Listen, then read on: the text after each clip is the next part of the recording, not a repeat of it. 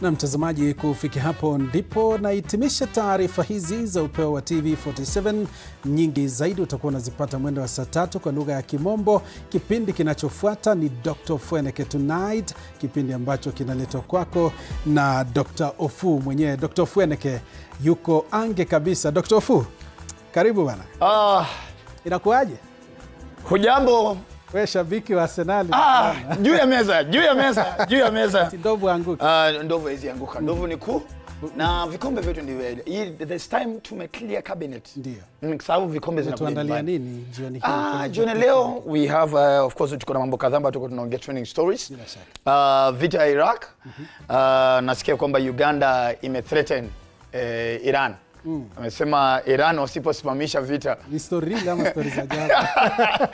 Hizi na stories zingine za jaba. In a few time. Thank you so much. Asante sana. Asante. Dr. Fweneke atakuwa anarejea hapa ili kuweza kukupakulia mengi zaidi kwenye Dr. Fweneke Tonight. Wanakwetu wananiita Joashon Sare, mtafsiri kwenye lugha ya ishara amekuwa Catherine Simaloi. Usiku mwema na vile vile utazamaji mwema. Kwaheri kwa sasa.